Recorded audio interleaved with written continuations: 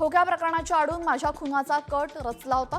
त्यासाठी बिष्णोई समाजाच्या 10 जणांना विमानाने मुंबईमध्ये आणून उपोषणाला बसवलं होतं, असा गौप्यस्फोट यावेळेस धसांनी सरकारनामाला दिलेल्या मुलाखतीत केलेला आहे। दरम्यान खोक्याने हरणाचं मांस पुरवलं असं दाखवण्याचा प्रयत्न केला गेला। यामध्ये कोण कोण आहेत त्यांची नावं सांगेनच असं म्हणत धस यांनी नाव न घेता मुंडेंवर निशाणा साधलाय।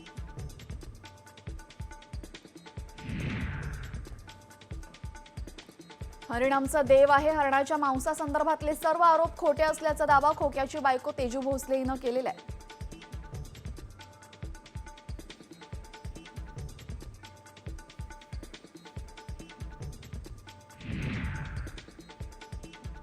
सुरेश धसांच्या दाव्यावर अंजली दमानी यांनी मात्र टोला लगावलेला आहे। सुरेश धस हे हिंदी चित्रपट जास्त बघतात अशी खोचक टीका अंजली दमानिया यांनी केलेली आहे।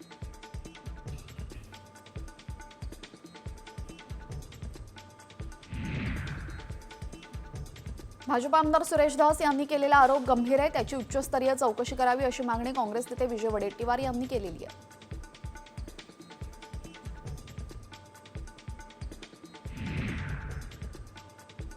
आमदार सुरेश धसांनी केलेले आरोप गांभीर्याने घेण्याची गरज असल्याचं आमदार अमोल मिटकर यांनी म्हटलेलं आहे। बिष्णोई गँग संदर्भात सुरेश धसांकडे काही पुरावे असल्यास त्यांनी ते मुख्यमंत्र्यांना द्यावेत असंही ते म्हणाले।